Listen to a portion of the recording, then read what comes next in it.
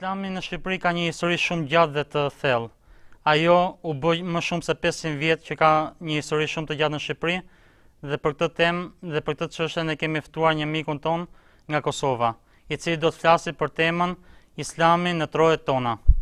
Me ne e ftuar sonte është profesori nga Prizreni i Kosovës, profesor Ajni Sinani. Mirëmbrëma dhe mirë se erdhët. Përshëndetje.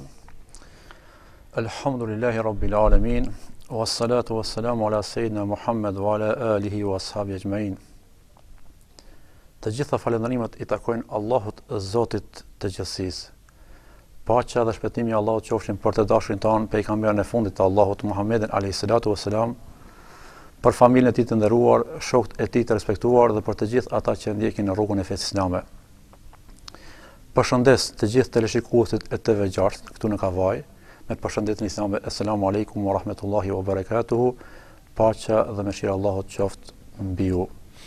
E filloj këtë emision me Bismillahirrahmanirrahim, me emrin e Allahut bamirësit të përgjithshëm, mëshiruesit të madh.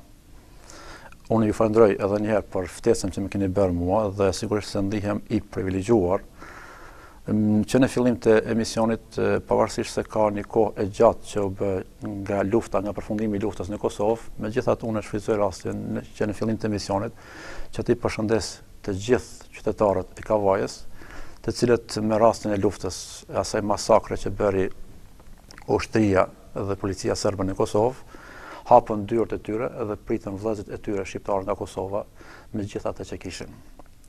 Dhe tani ti kthehem pyetjes që ju thatë.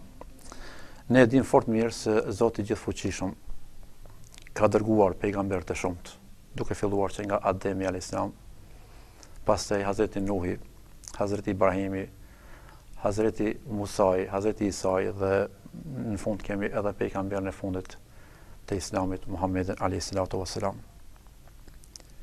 Në fakt, Islami është një mëshirë Allahut që Zoti i Gjithfuqishëm ka dërguar për mbargjin e njerëzore. Dhe jo vetëm kaq, Islami është një mëshirë e Zotit për të gjitha krijesat, për gjithë universin. Dhe ishte vullneti i Allahut të Gjithfuqishëm që edhe populli ynë, pra populli shqiptar, të pranoj këtë fe madhështore, të pranoj mesazhin e fundit të Allahut të madhruar. Dhe është një kënaqësi e madhe, është një fat i ynë i madh. Pavarësisht se gjendemi në Evropë, po jemi prej popujve të pak të Evropës që i përkasin kësaj fe madhështore. Dhe sigurisht se mund besoj se edhe në vazhdim ne do të mund të kemi rastin të bisedojmë për arsyet se pse e pranuam fenë islame, cilët ishin ata faktorë dhe indikatorët që ndikuan që ne ta pranojmë fenë islame. Më falni profesor, pikërisht kjo është pyetja ime e parë e cila doja t'ju bëja juve. Çfarë mund na tregoni mbi ardhmën e Islamit në trojet shqiptare? Po, sigurisht se ardha e Islamit, zakonisht ne kur lexojmë për historinë e ardhjes së Islamit në trojet shqiptare, gjithnjë është fituar një përshtypje se Islami ka ardhur përmes pranërisë osmane. Në fakt, fillet e para të ardhjes së Islamit në trojet tona janë shumë të hershme. Dhe Islami është shumë më i vjetër sa 500 vjeç. Zakonisht si kemi zakon ne që ta festojmë ardhmën e Islamit. Mirë po është fakt se me ardhmën e pranërisë osmane, meqense mundësitë e prezantimit dhe meqense mundësitë e njohjes së popullit tonë me këtë fe madhështore ishin më të mëdha, atëherë pra kemi një pranim në mënyrë më masive të Islamit. Ka patur shumë faktorë që kanë ndikuar. Ne e dim fort mirë, historikisht e dim se populli gjithnjë ka qenë i rrethuar me popull të cilët nuk na kanë dashur të mirën, me popull të cilët vazhdimisht na kanë luftuar. Kemi patur Grekun, Serbin dhe mos i përmend të gjithë popujt të cilët ne i dim. Populli ynë ka qenë një popull dashamirës, paqdashës. Gjithnjë kemi dashur që të kemi raporte të mira me këta popull fqinj. Por jo gjithnjë këta popull kanë dashur që të kenë raporte të mira me neve.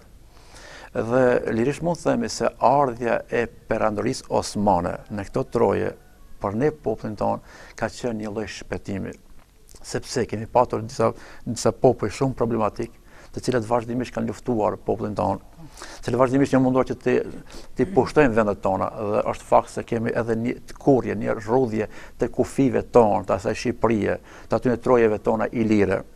Dhe me ardhmën e osmanive, popullin sikur pa një shpëtimtar, Prandaj pikërisht për këtë arsye edhe populli e ka pranuar perandorin osmane dhe lirisht mund të themi se një prej periudhave më të arta të popullit tonë është edhe periudha e perandorisë osmane.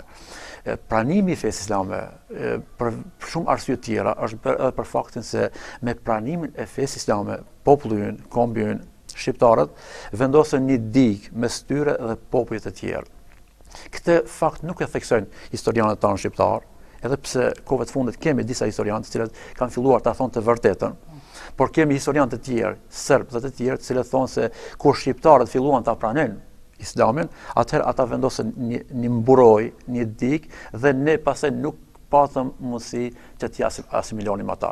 Prandaj një prej shumë mirave që na ka sjell Islami, kjo fe kaq madhështore, dhe ky është mesazhi i fundit i Allahut të madhruar që është dërguar mbar gjinisë njerëzore, është edhe fakti se me pranimin e fesë islame ne kemi ruajtur edhe qenien tonë kombëtare. A ekziston gjë argumenta për ardhen e Islamit në trojën shqiptare përpara perandorisë osmane? Kur dje që në perandorinë osmane Islami në Shqipëri u vendos nga ana administrative, nga ana pushtetit, nga ana fetare, do thotë në një perandori të tillë, ku nuk bënte pjesë vetëm Shqipëria, por bënin edhe shtete sa përreth. Sigurisht që ekzistojnë argumente, mirë po ne duke ditur se kemi jetuar në një kohë të monizmit, në kohën e socializmit, ku çdo gjë fetare është luftuar, e në mënyrë të veçantë çdo gjë islame është luftuar edhe në Shqipëri, edhe në troje tjera shqiptare.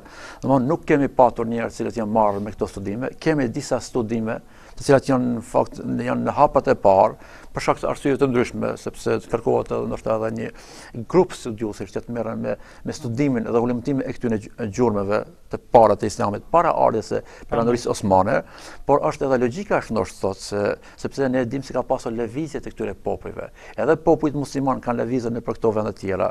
E mos flasim pastaj për Spanjën, Sicilinë dhe shumë vende të tjera, të cilat e kishin pranuar fenë islame edhe para ardhes së Islamit në Ballkan dhe në trojet tona.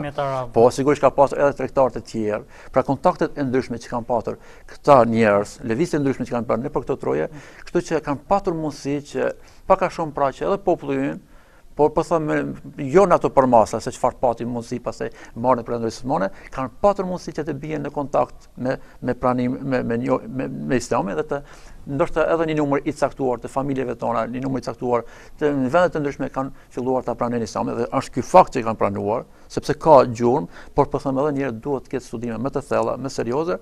Mirë po, në anën tjetër është edhe vetë lëvizja e këtyre popujve. Mund na jepni, ju lutem, një argument konkret mbi ardhen e Islamit përpara, a ka gjurmë të tilla mbi ardhen e Islamit përpara perandorisë osmane? Përpara, në fakt unë nuk jam ndonjë studius i thellë i kësaj, sepse kjo më shumë është punë e historianëve tanë, domethënë. Mirë po unë më sa kam mujtë mësa kam arrit të lexoj, kam parë se, por edhe vetë thash edhe më parë, thash se vetë logjika është thotë se meqense se ka patur lëvizje, mandej edhe fqinjet tanë këtu në edhe Evropa, një pjesë e Evropës, kur e dim se edhe Spanja ka qenë për 800 vjet ka qenë muslimane. Domthonë gjitha këto kanë bërë që po, në kuptim domthonë, edhe kemi pas edhe te fqiu ynë këtu i afërm Italia, që dim sa gjëra që dim, por sigurisht se ka edhe shumë gjëra të cilat nuk ekzistojnë sot. Shumë gjurmë janë zhdukur, por sigurisht që ky popull ynë ka patur kontakte me Islamin edhe të mëhershme. Ka edhe disa libra, por unë nuk do të doja të thellom në to, meqense edhe nuk jam shumë i specializuar në këtë fushë, por megjithatë po them se në vjet të përgjithshme them se kontakti i shqiptarëve me Islamin ka qenë shumë më herë sa me ardhen osmanive, kurse me ardhen osmanive ne kemi patur mundësi pastaj që ta shohim ta njohim më afër, sepse ishin ata musliman që erdhën këtu, jetuan mesin tonë dhe pastaj duke parë sjelljet e tyre, duke parë se Islami kishte formuar një civilizim dhe një kulturë. Dhe unë jam kundër aty në historianëve tanë, të cilët na munduar të na bëjnë një spastrim të trurit tonë, se ne vazhdimisht kur e lexojmë perandorinë osmane, ne gjithmonë lexojmë në kontekstin negativ. Është fakt, dhe kjo është gjithë ata që merren me studime e kulturave të ndryshme të civilizime, është fakt se një popull nuk mund të arrijë kulmin e zhvillimit të vet nëse ai popull është barbar. Përdesa ky popull dhe këta popull kishin arritur të formojnë një perandori që quhej perandori osmane, e cila në shekullin 15-16 ishte një ndoshta perandoria më fortë e kohës, e botës. Do të ishte absurditet të besonim se ky popull ishte barbar, sepse barbarët nuk vetëm shkatrojnë, asnjëherë nuk bëjnë kultura dhe civilizime.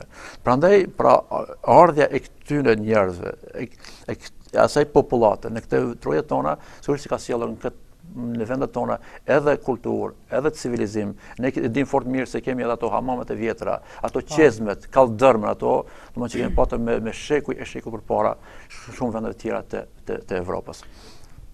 Faleminderit. Të kthehemi pak në islamin natyrore shqiptare. Dihet se marrëdhënia e Perandërisë Osmane, islamin nga popujt e Ballkanit e pranuan vetëm shqiptarët dhe bosnjakët. Dihet që shqiptarët me shumicë të madhe në Shqipëri, në Kosovë, në Maltëzi dhe në Maqedoni janë musliman, shumica e tyre. A mund na tregoni pse popujt e tjerë, përveç shqiptarëve dhe bosnjakëve, nuk e pranuan këtë fe? Në fakt unë pak a shumë aludova në ato që thash më parë, sepse ne kemi qenë të rrethuar nga popujt të cilët vazhdimisht na kanë dashur të keqen.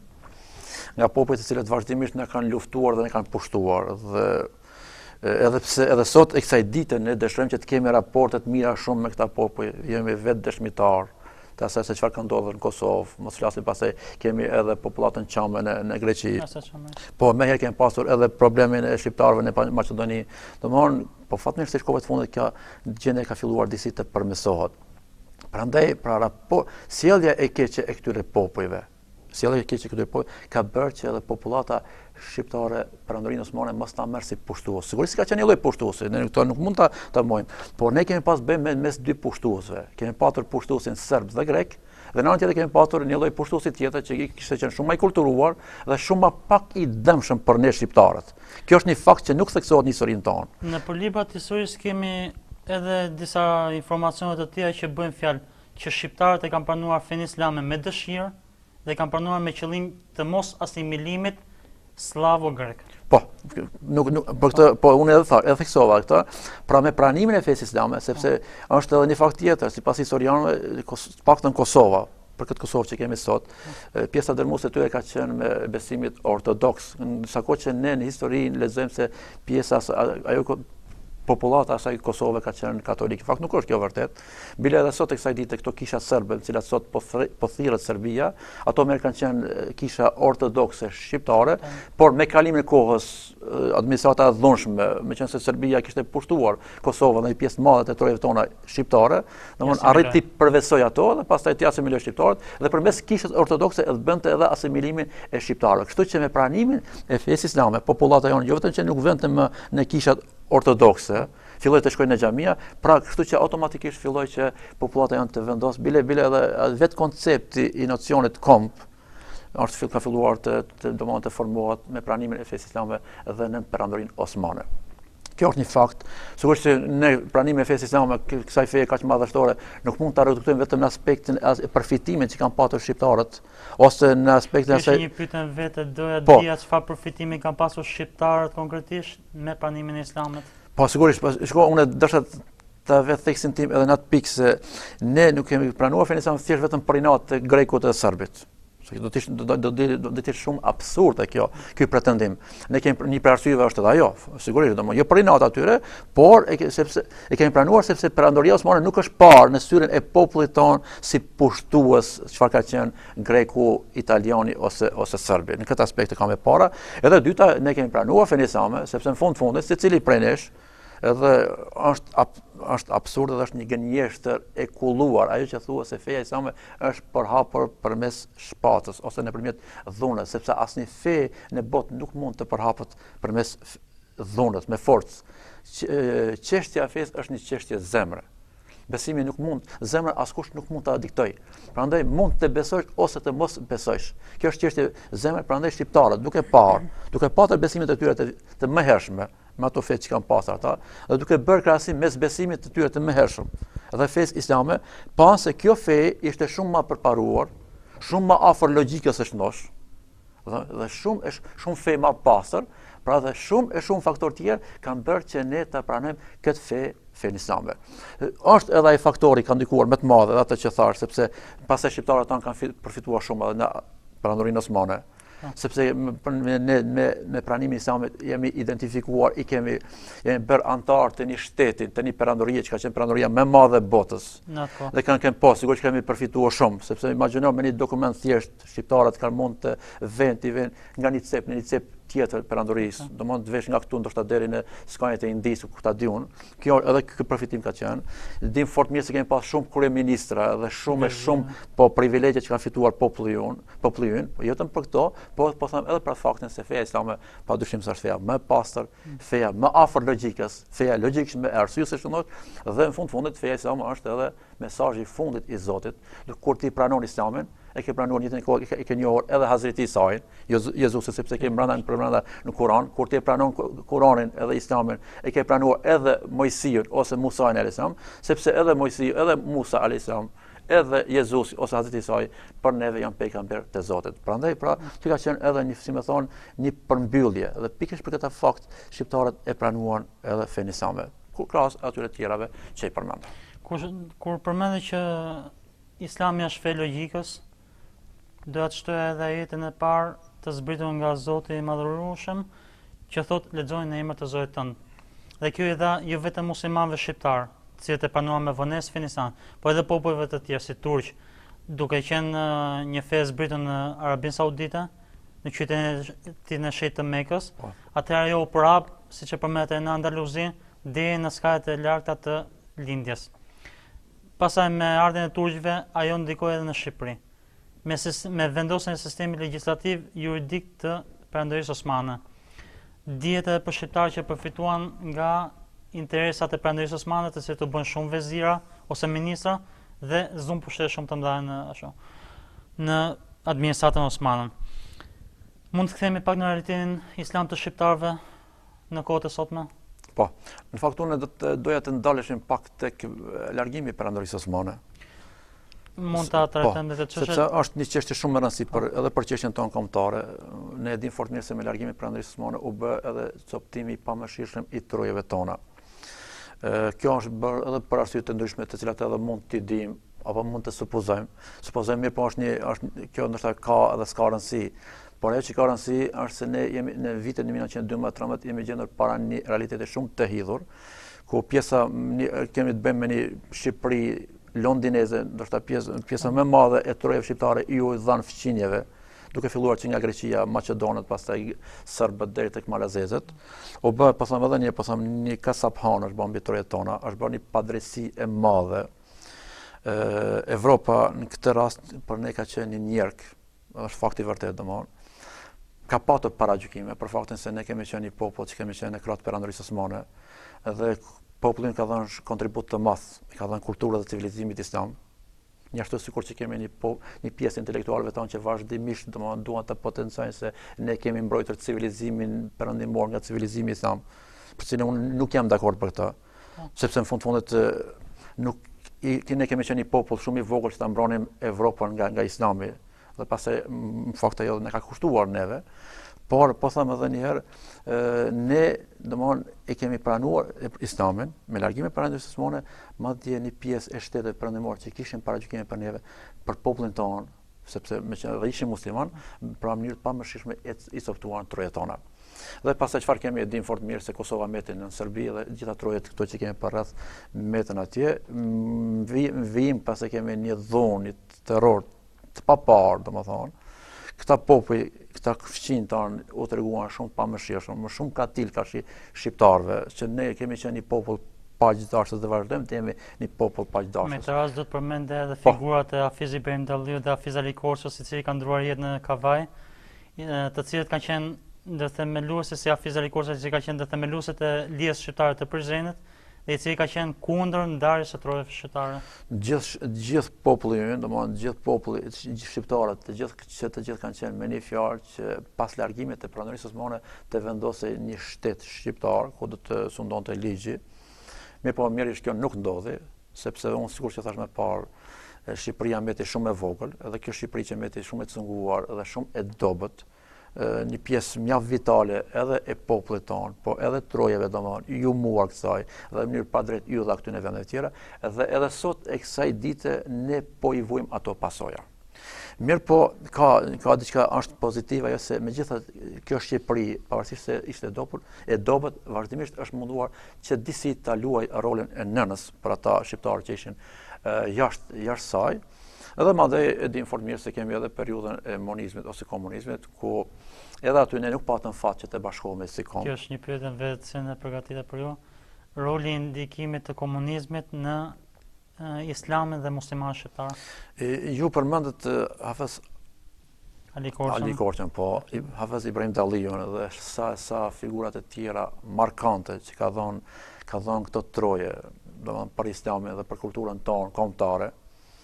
Edhe sigurisht se ardha e komunizmit dhe aplikimi i komunizmit në Shqipëri, në mënyrë të veçantë në Shqipëri, edhe në troje tjera, por në mënyrë të veçantë sepse këtu kemi pasur versionin më të egër, më të ashpër të komunizmit në gjithë trullin toksor, padyshim se ka lënë pasoja katastrofale, ka dëmtuar të gjitha fetë, religionet në mënyrë të veçantë e ka dëmtuar fenë islame. Edhe gjitha ato figura që të cilat ne i dim sot, dhe të cilat mjerisht edhe nuk po i vlerësojmë sa duhet. Dhe është edhe një imperativ joni, është një kërkesë jona që ne duhet të rikujtojmë dhe të ringjallim kujtesën aty figurave, qoftë duke bërë monografi për jetën e tyre, po gjithashtu edhe duke i ribotuar veprat e tyre, sepse vërtet, pavarësisht se ato vepra janë botuar para sa dekadash, edhe sot e kësaj dite i përballojnë kohës. Ka patur figurat të mëdha, edhe këtu, edhe maton kufire, domethënë, njerëz të cilët kanë dhënë çmos, kanë bërë çmos që ta ruajmë edhe komin, ta ruajmë edhe fenë. Mirë, po mjerisht me anën e komunizmit dhe me instalimin e komunizmit në Shqipëri nuk ndodhi ajo, sepse u luftua feja, gjëja që është më e shtrenjtë për njeriu. Ne dim fort mirë se njeriu përbëhet prej dy elementeve, prej elementit trupor dhe atij shpirtëror. Kjo është elementi mendor. Po edhe në aspektin po inteligjenca, domethënë, po më shumë ka në atë aspektin se njerëzit zakonisht jepen pas botës materiale. Njerëzit sikur që kemi këtë botë, këtë dynja kalimtare, këtë jetë kalimtare, gjithashtu kemi edhe botën tjetër të amshuar. Në njëjtën gjë është edhe me njeriu. Njeriu ka edhe trupin e tij, po ka edhe shpirtin. Kështu që rrymat ateiste, socializmi, mund të themi edhe lirisht mund të themi se ai u munduar që ta ignoroj, ta luftoj në mënyrë domethënë të plot anën shpirtërore. Dhe kjo ka lënë pasoja, edhe pasojat po shihen edhe sot. Ju lutem profesor, me që ju jeni nga Prizreni i Kosovës, a mund na bëjnë dallimin e sistemit komunist ose socialist në Shqipëri, ku dihet se Shqipëria u bë vendi i parë ateist në botë dhe feja domosdoshmërisht u largua nga popullata, populli nuk kishte mundësi ta praktikonte fenë e tij, besimin e tij, lirinë, të drejtën e tij. A mund të bëjë një krahasim me sistemin socialist në Kosovë? Dhe çfarë ka përjetuar populli atë? Ne kemi pasur atë një dhunë të vazhdueshme nga aparati jugoslav, sepse kemi pasur një ideologji që ka qenë jo vetëm armike se përket shumë gjërave, mirë po ka qenë edhe armike edhe për faktin se ajo është ushtruar nga një popull nga populli serb, nga ideologjia komuniste serbe. Megjithatë ne kemi pasur një lloj lirie, do ta pranojmë këtë. Edhe pse ajo liri ka qenë shumë e reduktuar, kanë fjalën për lirinë në aspektin fetar. Ndërkaq në Shqipëri, sikur që e thatë edhe ju, Shqipëria ishte i vetmi shtet ateist në botë, ku zyrtarisht për herë të parë domethënë ndalohet, po me kushtetot ndalohet feja, çdo fe, çdo religjion, dhe kjo ka qenë me pasoja shumë të rënda. Kemi pasur edhe bllokun tjetër socialist, vende tjera që kanë qenë pjesë përbërëse këtij bloku socializmi, por megjithatë pavarësisht se është luftuar feja, megjithatë nuk u ndaluar në mënyrë zyrtare feja. Kjo ka qenë i vetmi rast në Shqipëri dhe ka lënë pasoja të rënda për gjithë popullin, për gjitha fetë, po unë prapë po them në mënyrë të veçantë për ne besimtarët. Si ka qenë praktika e fesë islame në Kosovë gjatë? Shko, edhe në Kosovë është luftuar Islami, domethënë ka qenë sepse në fundet rryma socialiste ka qenë një rrymë zyrtare.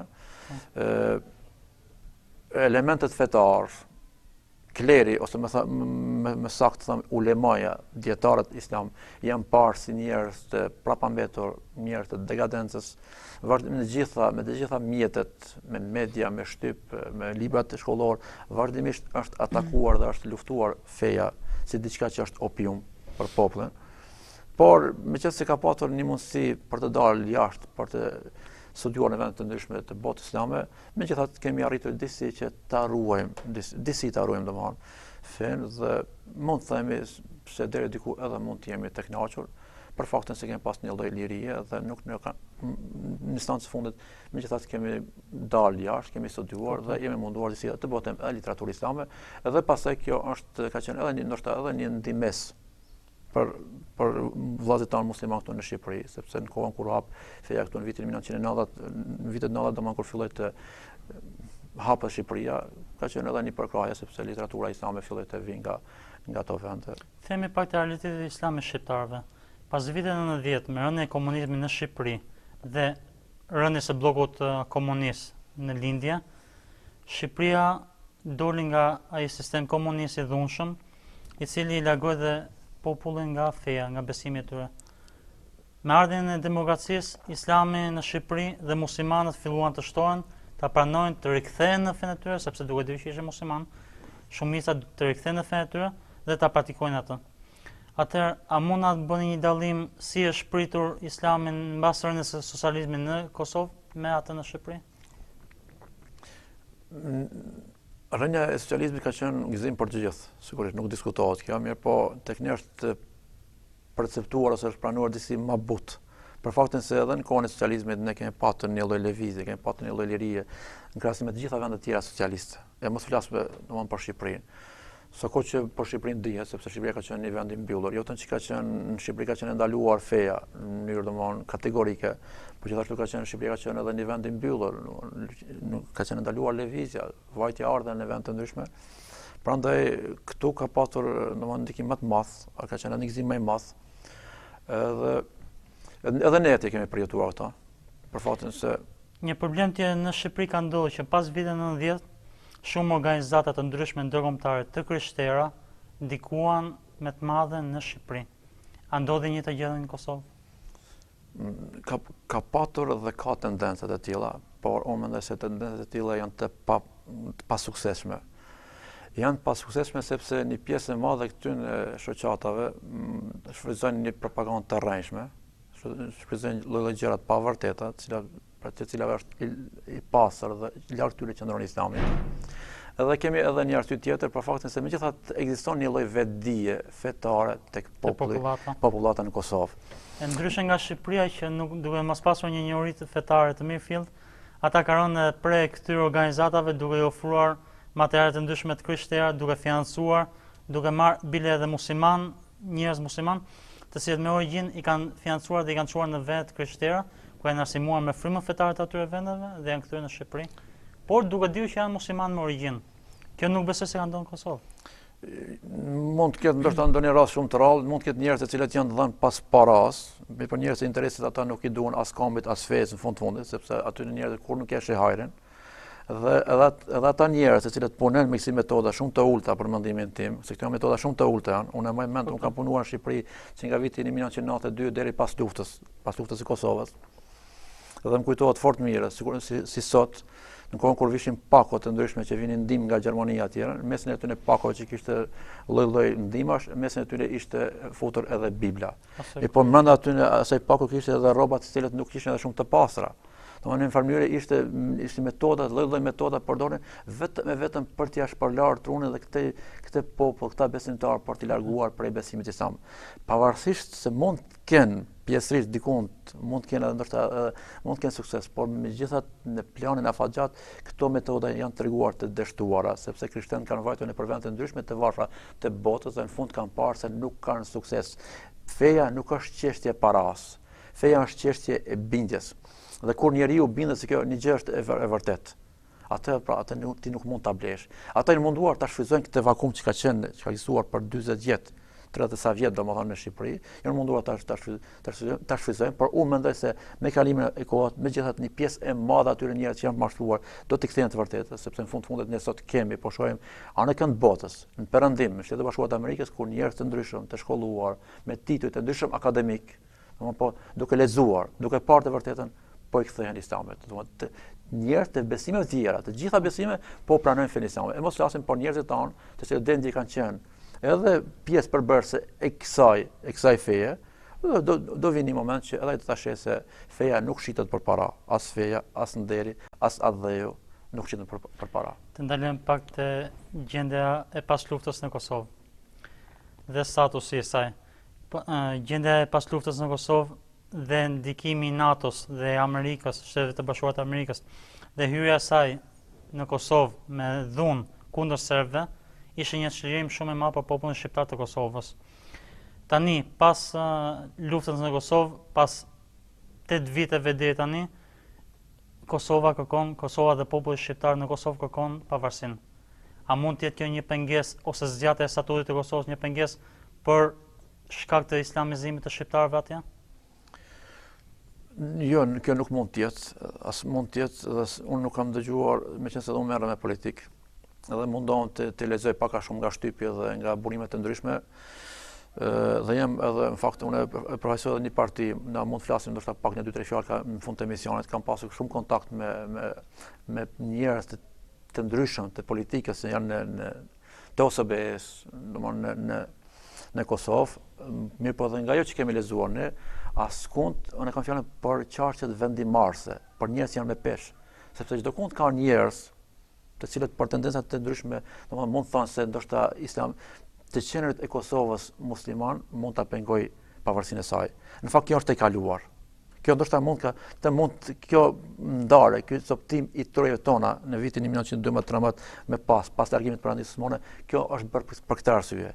Por fatmirësisht, nëse shekulli 20 konsiderohet një shekull i coptimit të trojave shqiptare, shekulli 21 unë jam optimist dhe e shoh si një shekull që është një shekull i shqiptarëve, sepse tashmë veç po flitet, dhe jo vetëm po flitet, po është çështje muajsh se kur do të ndodh pavarësia e Kosovës, dhe kjo është një çështje që nuk ka alternativë tjetër, nuk ka zgjidhje tjetër, nuk ka rrugë tjetër, nëse kërkojmë rend, qetësi në Ballkan, atëherë duhet ta zgjidhim këtë çështje sipas vullnetit të popullit tonë. Ka qenë një fat i madh ndërhyrja e forcave të NATO-s në Kosovë, sepse kemi pas të bëjmë me një kasabhane, me një gjenocid, kur që e dim neve. Ardha aty ka qenë një shpëtim për popullin tonë, dhe është absurde të supozohet që faktori ndërkombëtar të investoj gjitha atë investim që ka bërë, dhe tash të largohet nga Kosova dhe në vendin e saj ta zë bie fjala ushtria ose policia serbe. Kjo është sa i përket faktorit ndërkombëtar. Kurse sa i përket faktorit tonë shqiptar, jo vetëm në Kosovë, por do thoya në gjithë këtë Ballkan dhe kudo që janë shqiptarët nuk do të lejonin kurrë në kurrës që Kosova të kthehet Serbisë. Problemi i Serbisë është një kapitull i mbyllur dhe këtë e kanë kuptuar edhe faktorit ndërkombëtar, e kanë qartë të gjitha instancat ndërkombëtare se Kosova kurrë në kurrës nuk mund të kthehet Serbisë, sepse në fundit gjithë ato masakra që janë bërë. Në fakt populli i Kosovës nuk është vetëm ajo lufta e OÇK-s që ne e dim. Nuk janë as vetëm demonstratat e 89-s, por kemi që nga momenti kur është larguar Perandoria Osmane dhe që nga momenti kur ka shkelur thundra serbe në Kosovë, populli vazhdimisht ka luftuar kundër tyre dhe vazhdimisht ne jemi vrarë dhe masakruar për tyre. Pra kemi të bëjmë me një gjenocid në një periudhë prej 100 vjetësh, 100 vjet pa drejtësi Evropa ka bërë kundra shqiptarëve. Dhe është një fat, pra po them edhe një përsëris, që Shtetet e Bashkuara të Amerikës dhe fatmirësisht edhe një pjesë e madhe e shteteve të fuqishmeve të Evropës tani qëndrojnë për krah nesh. Prandaj nuk ka alternativë tjetër për pavarësinë e Kosovës. Populli është në pritje, unë mendoj jo vetëm ne në Kosovë, por gjithë kombi shqiptar është në pritje, sepse fitoria e Kosovës është një fitore për Shqipërinë, është një fitore për gjithë popullin tonë, për gjithë kombin tonë, dhe është edhe një gjë, faktori ndërkombëtar tashmë e ka kuptuar se për fatin e Ballkanit nuk mund të vendoset pa u marrë parasysh edhe vullneti i kombit shqiptar. Ne kemi Shqipërinë e pavarur, kemi po mbushën thuajse 100 vjet po bëhen që nga pavarësia e Shqipërisë, se shpejti do ta kemi edhe Kosovën, pra shtetin e dy shqiptar këtu të pavarur në Ballkan, e kemi edhe një gjysmë shteti, nëse mund të them ashtu në Maqedoni, pra kështu që shekulli 21 është një shekull kur kombi shqiptar po faktorizohet. Në rregull, Serbia ka ndikuar për 100 vjet në Kosovë, ka sonduar. Pas rënies dhe pas hyrjes së forcave të NATO-s në Kosovë. Pse mendoni se po zgjatet pavarësia e Kosovës? A mos mendoni se është një ndikim i largimit të krishterëve ortodoks serb dhe ardhja të krishterëve katolik perëndimor? A mendoni se është një kozgjate? Jo, unë nuk e shoh. Jo, unë nuk e shoh këtë aspekt, ne duhet bëjmë real, pavarësisht se ky popull është lodhur mjaft me këto pritje. Dhe ka qenë edhe një gabim i faktorit politik shqiptar të Kosovës, të cilët kanë bërë edhe programizimin se kur do të vi pavarësia e Kosovës, Çështja e Kosovës, unë mendoj se nuk është shumë e komplikuar, sikurse që po mundohen nga njerëzit na mbusin mend faktorin ndërkombëtar. Mirë, po nuk është edhe shumë e lehtë, të bëhem realist, sepse çështja e Kosovës nuk është çështje odash, ku mund ta zgjidhim aty për aty. Sigurisht që kërkohet, domthonë, ne prandaj ne edhe një pjesë të madhe, qëllimisht ne nuk marrim mbi fjala vendime të njanshme, sepse shumë lehtë Parlamenti i Kosovës mund ta shpall pavarësinë e Kosovës. Por ne duhet të ruajmë partneritetin ton me faktorin ndërkombëtar. A mendoni se vlen thënia e një kryetare të partisë në Prishtinë, që nuk po ja përmendin emrin, a mendoni se mund vli kur tha se ne do të vendosim vetë për pavarësinë e Kosovës? Po pavarësia e Kosovës sigurisht që në instancë fundit do të vendos populli ynë. Sepse ne Në rregull, po mendoj pa mjatimin e bashkisë ndërkombëtare. Jo, shikoni, është një gjë, është një gjë që është domthonë pozitive, të paktën me aq sa po lexojmë deri në sot, edhe qëndrimi i presidentit Bush, deklarata e tij në Tiranë, domthonë deklaratat e vazhdueshme të administratës amerikane, të gjithë funksionarëve amerikanë, jo vetëm në Kosovë, por kudo që vjen, në Beograd, gjithë vizitat që bëjnë sa herë që ata deklarojnë për qendrën e Kosovës, vazhdimisht thonë se ne jemi për pavarësinë e Kosovës.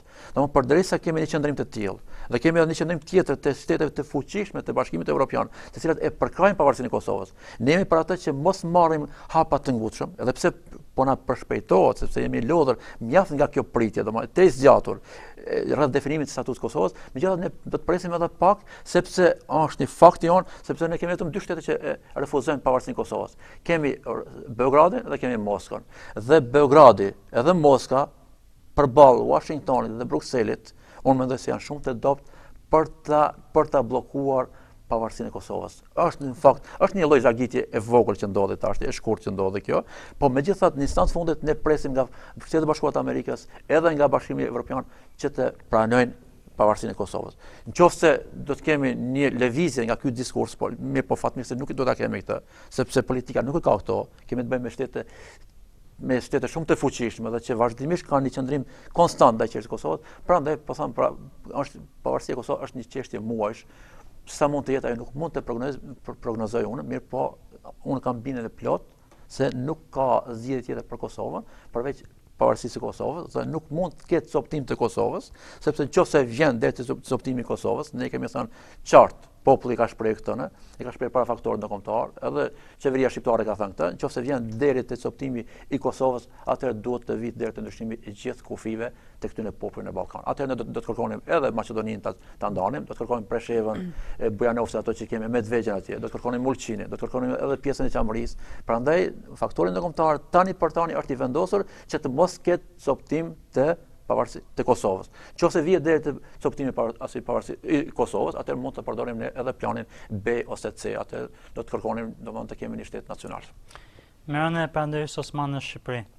Shqipëria dhe troja shqiptare mbetën pa një shtet, pa një lider. E dihet shumë mirë që Shqipëria kurrë nuk ka patur një lider deri tani nga ana historike flasëm. A mendoni se pas rënies së Perandërisë Osmane dhe Shqipërisë londinense, e cila u bë një shtet tepër i vogël ku më shumë se 2/3 e saj u dhan, u falën nga Bashkia Evropiane, edhe me që tha se mbas çlirimit të Kosovës nga kthetra serbe, a mendoni se shqiptarët mund bashkohen në një shtet në të ardhmen? Po të pyetim shqiptarët, unë besoj se këtë bashkim do ta kishim bërë shumë më herët neve. Po të pyetnim shqiptarët, besoj se edhe këto toje nuk do të ishin coptuar me largimin e Perandërisë Osmane. Domethënë disa çështje të cilat nuk varen thjesht prej nesh. Këtë do të jemi realist neve. Dëshira jonë është diçka tjetër, mundësitë janë tjera. Mirë, po unë besoj se çdo ditë po ndodh bashkimi ynë. Ne kemi një kufi që është shumë kufi domthonë po artificial është, edhe ai kufi nuk mund të ketë shumë peshë, sepse me fitimin e pavarësisë së Kosovës do të kemi dy shtete shqiptare. Edhe unë mendoj dhe besoj dhe kjo do të ndodhë, se s'bën, sepse është pra vullneti i popullit, edhe këtu në Shqipëri, edhe në Kosovë, që këto dy qeveri do të ndjeket të njëjtat linja të interesit tonë kombëtar. Qarkullimi veç qyshtash është i lirë, çdo ditë ne takohemi me njëri tjetrin, prandaj ky takim, ky komunikim, vajtja ardha, qoftë në Kosovë dhe në Shqipëri, kjo çdo ditë pra bën që ne atë kufi i cili ishte vendosur në mënyrë pa drejtë për 100 vjet që ne ta zhdukim njëherë për gjithmonë. Kështu që bashkimi kombëtar në aspektin juridik unë nuk e di, por në aspektin shpirtëror çdo ditë më shumë po ndodh. Çfarë lidhësh mund të ketë Islami dhe muslimanët rreth tona shqiptare? Çfarë lidhësh mund të ketë? Çfarë lidhje? Po shikoj, Islami neve na mëson se ne duhet të jemi të bashkuar, të jemi human me njëri tjetrin. Ta ndihmojmë njëri tjetrin. Ne dim fort mirë se Kosova është me shumicë dërmuese islame, populli shqiptar i Kosovës është me një përqindje 98% shqiptarët e Kosovës janë musliman. Domethënë kemi të bëjmë vetëm me 1 ose 2% katolik. Kemi pasaj një pakicën serbe, një 5% që është aty në pakica serbe, e cila vazhdimisht po mundohet të bëj probleme, sepse është në fakt serbët e Kosovës janë Vegrel e Beogradit dhe përdoren, keq frizohen nga Beogradi. Dhe sigurisht se duke qenë se edhe këtu kemi një shumicë muslimane në Shqipëri, edhe në Kosovë, po kemi edhe fen identike, edhe mentalitetin e kemi, jemi një kom, prej një gjumë, prej një gjaku, ardhmja jonë, interesi ynë, janë gjithë përbashkët, kështu që sigurisht që edhe Islami në këtë plan në ndihmon shumë. Në trojë shqiptarëve, neve na lidh gjua, feja, kultura, tradia, zakonet e tjera. Po. A mendoni se mund të arrihet një gjë e tillë që të krijojë një shtet islam shqiptar? Një shtet islam shqiptar, po shikoni se pari faktori ndërkombëtar një për një është ka një qëndrim që nuk lejon të ketë bashkim mes Kosovës dhe Shqipërisë. Unë po flas në aspektin se përket faktorit ndërkombëtar. Tjetër gjë është që ne duam të jemi, meqenëse jemi një popull, duhet ta kemi një shtetin tonë. Mirë po, se çfarë do të ndodhë në të ardhmen është pak e vështirë të parashihet, por pavarësisht se çfarë do skenari që të ndodhë në të ardhmen. Domthonë ky popull nuk mund të jetë i ndarë, s'do të jetë i ndarë. Mund të themi se ky është shteti i Kosovës dhe ky është shteti i Shqipërisë, mund të themi në atë aspekt, por kurrë në kurrës ky popull nuk do të ndahet ndysh sepse është në interesat e këtij një fe, një kom, një gjuhë, një të shkuar, një të sotme, një të ardhme, pra të gjitha këto kemi të përbashkëta, edhe lufta kur u bën në Kosovë, ishte luftë që bën të gjithë kombi shqiptar, nuk e bëni vetëm populli i Kosovës, po bëni edhe populli shqiptar i Shqipërisë, sepse hapën dyert e tyre, pranuan vllazët e tyre për Kosovës. Njëtën gjë e bën edhe shqiptarët në Maqedoni dhe shqiptarët kudo që ishin në botë. Çfarë mendoni për riporteritin e islamit të shqiptarët? Dhe pa një background duhet pasur parasysh periudhën komuniste, të errët komuniste mund ta quajmë, dhe riporteritin e saj në trojë shqiptare, jo vetëm në Shqipëri. Po ne duhet punojmë sa më shumë që domthonë shikoni një pjesë e madhe e njerëzve nuk e njohin Islamin.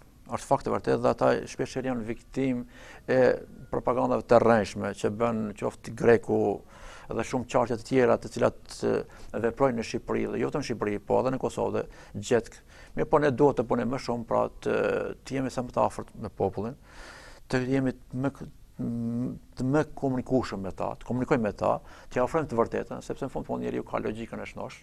Dhe në instancë fundit besoj se ata do kuptojnë se ky është mesazhi i fundit i Zotit dhe kjo po ndodh çdo ditë e më tepër po ndodh në vende të ndryshme të botës. Kemi me qindra dhe me mijëra njerëz intelektual, të cilët asnjëherë nuk kanë pasur askënd prej familjes së tyre musliman, po pranojnë fenë islame. Njeriu kur ja tregon të vërtetën, pra njeriu është i gatshëm ta pranojë atë, por mbetet është një obligim i ynë të gjithë neve, pra që të jemi sa më të afër me popullin, me shtetet e ndryshme të popullit, me intelektualët, mënyrë që t'ia prezantojmë Islamin dhe pastaj besoj se nuk do të kishte shumë problem, sepse vetvetiu Islami është i tillë.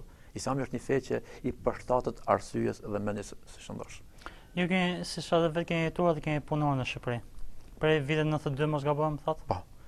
Atëherë si keni parë Islamin në Shqipëri ose ndryshimet prej asaj kohë deri tani që keni ardhur nga Kosova? Ka ndryshime shumë pozitive ka, sepse edhe ata njerëz të cilët nuk vinë në xhami, ata të cilët nuk falen, ata njerëz që nuk i kryejnë shumë obligime të tjera, kanë filluar të vetdjesohen se janë pjesëtarë të besimit islam dhe si përkasin kësaj feje. Dhe sigurisht kjo pra edhe me duke i falendruar edhe punës së palosme të shumë njerëzve të cilët punojnë në këtë fushë. Ka ndryshime, sepse në fundit kemi edhe ndryshime edhe në aspektin tjetër. Njerëzit po dalin, po ecën në vendet të ndryshme të botës, po shohin, edhe kjo ka ndikuar gjithë, kjo ka bërë që pra që të kemi një ngritje të vetdjesimit të popullatave janë muslimane. Okej, ju jeni autor i shumë librave islame dhe redaktimeve të ndryshme të librave fetare. Gjithashtu jeni edhe kryetar i degës së Partisë së Drejtësisë me qenë në Prishtinë, dega në Prizren. A mund na thoni aktivitetet e partisë në përgjithësi dhe çfarë objektiva ka kjo lloj partie? Shikoni, Partia e Drejtësisë është një parti në mesin e shumë partive që ka Kosova, se kemi në Kosovë kemi diku mbi 40 parti, është një numër shumë i madh për atë popullat të vogël të Kosovës. Ne jemi një parti që besojmë në vlera edhe morale edhe në vlera religjioze, në vlera fetare. Mu shpesh më ka ndodhur që gjatë kontakteve që kam pasur me kryetarë të ndryshëm të partive që kemi në Kosovë, në prezent, po edhe me të tjerë njerëz që merren politik, të dëgjoj se në politik nuk ka moral. Kjo në fakt nuk është e vërtetë. Sepse nëse në politik nuk kemi moral, atë do të kemi njerëz amoral, njerëz të pandershëm, domthonë mashtrues. Dhe sigurisht se politika vetvetia nuk është as e moralshme, as e pamoralshme.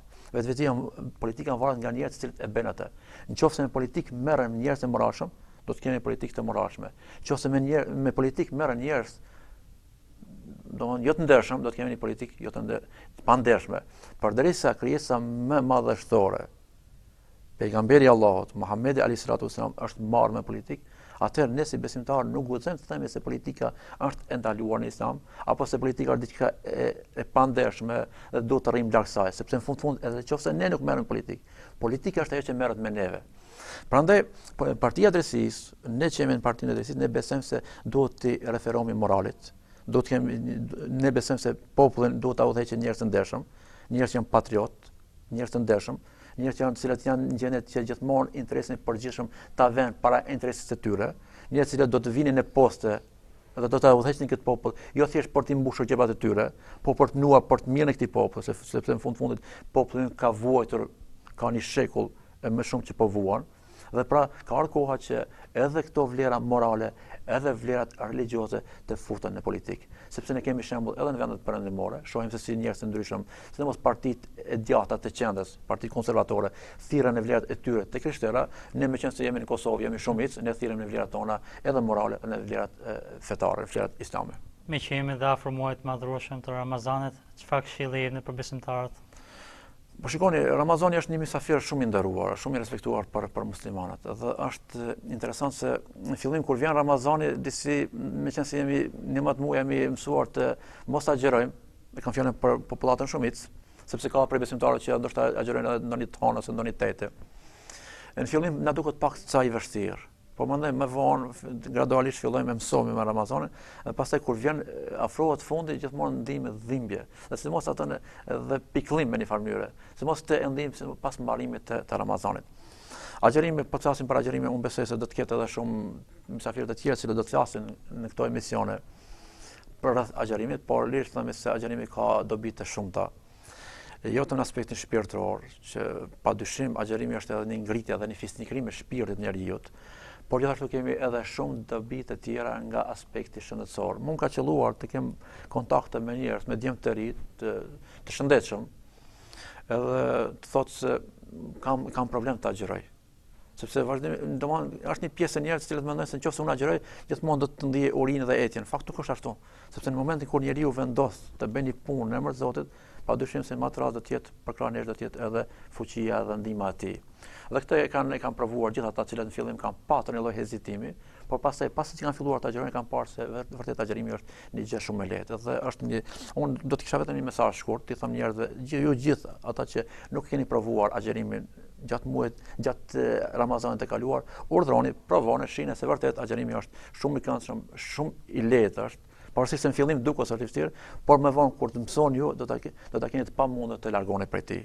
Është fisikrim, ngritje e moralit, ngritje e shpirtit njeriu, është edhe padyshim edhe pastrim i trupit, sepse nga agjerimi përfiton shumë edhe trupi njeriu. Tashmë kemi studime të ndryshme nga shkencëtarë të ndryshëm të shquar në botën islame, dhe jo të në botën islame, por edhe në botën perëndimore, të cilat merren me studimin e dobive që sjell agjerimi për trupin e njeriu nga aspekti shëndetësor. Domthonë, ndoshta dikush mund mendoj se kur unë agjeroj, ndoshta mund të dobësohem, përkundrazi ndodhe kundërta. Pra kemi shumë përfitime, jo të në aspektin shpirtëror, por në aspektin shëndetësor. Faleminderit shumë profesor. Cila është përshëndetja juaj? Përshëndetja ime do të ishte, unë e thash edhe në fillim, domethënë do të ju falenderoj juve si televizion që më dhat mundësinë të them këto fjalë. Pavarësisht nuk ka qenë ndonjë përgatitje paraprake, megjithatë i falenderoj edhe një pra për këtë mundësi që më dhat mua. Unë i falenderoj gjithë ata qytetarë të këtij qyteti të dashur, sepse Kavaja është shumë e njohur në Kosovë. Jo të banorët e Kavajës, por të gjithë Shqipërisë, të cilat kanë pritë vëllezërit e tyre më herët, po besoj se edhe tash fatmirësisht çdo ditë më tepër jemi afër njëri tjetrit dhe për mua kjo është një çast shumë i lumtur. Faleminderit shumë. Ndërqofsh. Të nderuar teleshikues, ju falenderit shumë juve dhe personin e nderuar Ajnis Sinani nga Kosova. Nga unë Ermal Bega, miu takofshëm. Allahu Akbar, Allahu Akbar.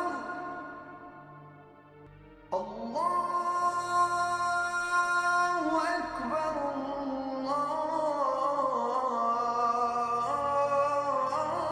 Allahu Akbar. Ashhadu an la